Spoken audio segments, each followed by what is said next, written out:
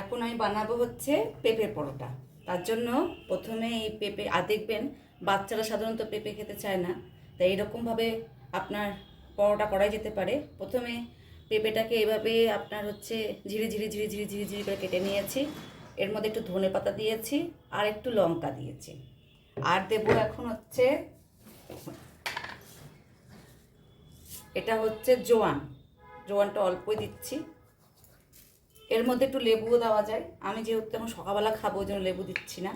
আর দিচ্ছি হচ্ছে একটু বিট নুন, কারণ বেশি মশলা দেবো না এর জন্য, কারণ এর মধ্যে একটু স্বাদ হওয়ার জন্য। দেখবেন পেঁপের নিজস্ব একটা স্বাদ আছে, ওই জন্য বেশি মশলা দিলে আমার মনে হয় যে আপনার হচ্ছে টেস্ট নষ্ট হয়ে যায়, পেঁপের একটা যে স্বাদ থাকে সেটা নষ্ট হয়ে যায়। এর মধ্যে কিন্তু জিরার গুঁড়া দেওয়াই যেতে পারে, তারপরে হচ্ছে জিরার গুঁড়া, তারপরে হচ্ছে লঙ্কার গুঁড়া। তা আমি যেহেতু লঙ্কার গুঁড়া টুড়া খাই না, ওই জন্য আমি এইভাবে এটা হচ্ছে মেখে নিলাম। আমার আটাটা মাখাই আছে, আটাটা মেখেছি হচ্ছে কাসুরি মেথি একটু নুন দিয়ে আপনার আটাটা মেখে নিয়েছি। এবার হচ্ছে পরোটা বানানোর, এবার হচ্ছে আটাটাকে একদম এভাবে নিয়ে নিলাম। মোটাও করা যায়, আমি বেশি মোটা করছি না, আমি এভাবে আটাটা নিলাম, নিয়ে এভাবে আপনার হচ্ছে আটার মধ্যে বাটি বানিয়ে নিলাম। এভাবে বাটি বানিয়ে নিলাম। বাটি বানিয়ে নেওয়ার পরে এইবার আমি যে এই যে পেঁপেটা যে বানিয়েছি এটাকে আমি একটু দেখেন কতটা জল বেরাচ্ছে, দেখছেন? এই দেখুন কতটা জল বেরাচ্ছে, এই দেখুন চিপলে পরে কি হবে, এক ফোঁটাও ফাটবে না, মানে আপনার পরোটাটা ফাটবে না। এভাবে চিপে নিচ্ছে, দেখেন কত রস বেরাচ্ছে।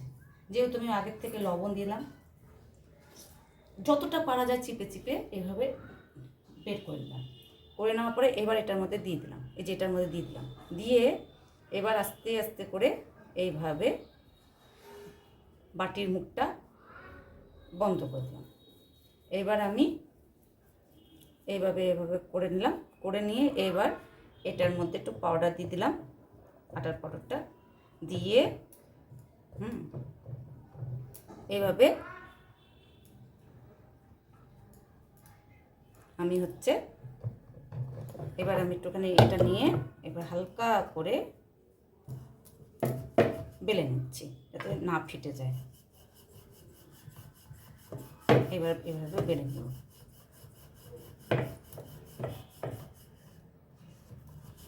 যেমন আলুর পরোটা হয়, তারপরে ইসে হয়, দেখুন একদম একদম মিশে না। আর এখনও কিন্তু কোনো তেল পড়েনি। পরোটা মানেই যে খুব তেল হবে তা না, কিন্তু এটা কিন্তু খুব মানে তেল ছাড়াই হচ্ছে। বাচ্চাদেরকে কিন্তু এভাবে টিফিনে দেওয়া যেতেই পারে। এই যে দেখুন, এই যে বেলাটা দেখুন হয়ে গেল, এই যে যথেষ্ট বেলা ভালো হয়েছে। এবার আগে আমি গরম করতে দিয়ে দিয়েছিলাম, এবার অল্প একটু তেল দেব, তেল দিয়ে আমি ভালো করে ব্রাশ দিয়ে এটাকে স্প্রেড করে নিচ্ছি। বেশি তেল দেবো না কিন্তু, তাও এটা প্রথম যেহেতু পরোটা তাই একটু বেশি তেল হয়ে গেল। এটা তেল কমানো যাবে, এর উপর আরেকটা পরোটা ভাজলে পরে এই তেলেই হয়ে যাবে।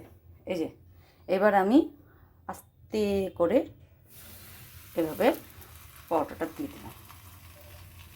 এভাবে ওই তেলের মধ্যেই আমি হচ্ছে দুটো পরোটা ভেজে নিচ্ছি। পরোটা মানেই যে খুব তেল হবে তা না, কিন্তু একদম দেখুন কি সুন্দর উঠে হয়েছে আপনার শেপটা। এইভাবে হালকা হালকা করে এখন ভেজে নেব। প্রথমে একটু কম আছে ভেজেছি, এখন একটু বেশি আছে, এখন ভাজতে শুরু করব। আমার এখন পরোটা ভাজা হয়ে গেছে, দেখুন পরোটা কি সুন্দর কম তেলে ভাজা হয়েছে। ছিঁড়ে দেখাচ্ছি, দেখুন খুব গরম, কিন্তু দেখুন কি সুন্দর হয়েছে। আর এরকমভাবে কিন্তু বিভিন্ন পরোটা খাওয়া যায়, বিশেষ করে যখন বাচ্চারা দেখবেন সবজি খেতে চায় না, এভাবে আটা দিয়ে আপনার আটা মেখে নিয়ে এরকম পরোটা করতে পারেন। একদম কম তেলের মধ্যে করা যায়, খুব ভালো লাগে। আর এই পরোটা কিন্তু আচারের সঙ্গে টক দইয়ের সাথে খেতে খুব ভালো লাগে। আপনারা অবশ্যই করে খাবেন। তাহলে আজকের মতো এখানে ভিডিও শেষ করছি। Tata bye bye. আপনাদের যদি ভিডিও ভালো লাগে অবশ্যই লাইক কমেন্ট আর সাবস্ক্রাইব করবেন। Tata bye bye.